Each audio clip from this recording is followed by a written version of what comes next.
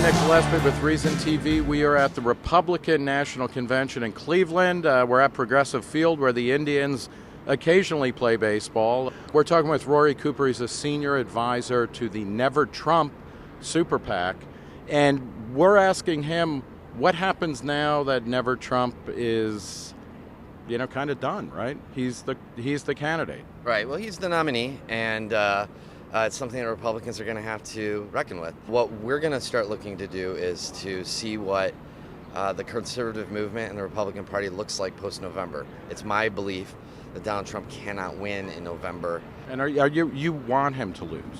Well, I don't think that him being president would be good for this country. I certainly also don't think that Hillary Clinton would be a good president. But if you, aside from my personal beliefs, if you just look at the numbers, Republican parties have carried certain demographics since Harry Truman, and Donald Trump's turning them upside down. What is the essential NeverTrump case that motivated this movement? Well, I mean, for me, it's primarily a character issue. I believe that one of the most important characteristics in a political leader that I saw in George Bush and that I saw in Eric Cantor, that I like to see in people that I support, is humility. It's an underrated characteristic, and Donald Trump is on the opposite end of the spectrum on that.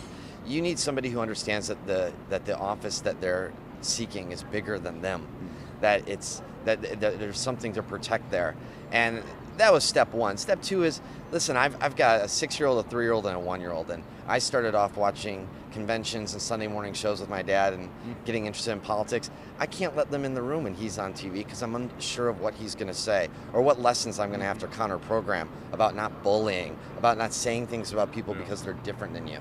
Trump is not the cause of a Republican Party crack-up, really. He's the effect. And whether it's the Bush administration, Bush overall increased spending about 50% in real dollars over his time in office. The wars were not popular. He was compassionate conservatism, but he grew the size, scope, and spending of government. And it doesn't seem like the Republican Party ever really kind of grappled with that. I mean, is Trump the cause, or is he the effect of what's going on here? Yeah, I would somewhat disagree with the premise. I mean, the Republican Party has problems that need to be fixed, for sure. And some of it does go to what you alluded to. And a lot of that exists between so-called establishment Republicans and conservative Republicans. In fact, you've seen those people actually united against Trump in this case. I think, historians will be spending decades trying to figure out how Trump got to where he is. My personal belief is I think that the anxieties are real that Americans are facing. They think that their jobs and their wages aren't good enough. They believe that there's a security threat. They believe that there's an immigration problem. Some of those things. And you don't buy any of that. I buy the. Well, of course. I mean, you buy that the concerns are there, but is there an immigration problem in America?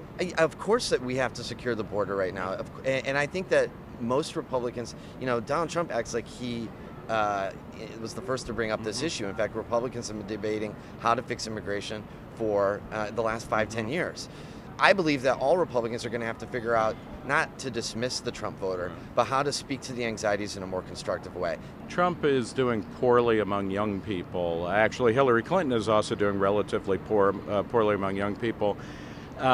Is somebody like Gary Johnson, the Libertarian, who is doing pretty well in the polls, is he somebody that Never-Trumpers can actually see themselves voting for?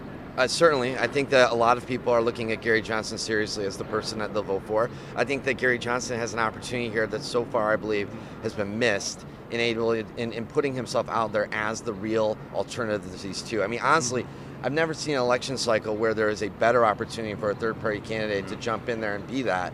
I think that young people, certainly Donald Trump's numbers are absolutely abhorrent with people under 30, trying to make sure that those folks don't gravitate towards Hillary, but also I believe that they're missing an opportunity right now with social conservatives who oppose Donald Trump. You're saying libertarians are missing an opportunity with social conservatives. Talk a little bit about that, because there's definitely a real gulf there. Yeah, so I understand that the Libertarian Party has issues that are not in alignment with all social conservatives. I think that this is an opportunity for them to say, we understand that you disagree with us on a few of these issues, and for some of you, they're the single most important issue. But this election has taken a new meaning, and we believe that we can come to a détente on certain issues in order to protect the greater economic and national security well-being of this country. And frankly, national security being another issue where finding some middle ground might actually help Gary Johnson and Bill Weld, find a greater amount of support. And then finally, I think that they need to look at this from a perspective of actually winning an election and not just being on a debate stage. When they talk about moral victories or when their supporters talk about it's a victory just getting on the stage, it's a victory of the party. If you want to be taken seriously in presidential elections, you have to take yourself seriously. And that starts by treating the election like you can win it. Final question. What is the worst outcome of a Trump presidency? I realize you don't think he's going to win. I think you're right about that. But, what is the absolute worst case scenario? Other than he gets reelected in 2020?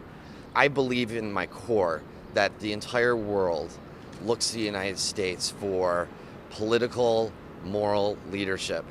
And if they believe that the United States is not strong, is not willing to stand up for them and not willing to stand up for its principles,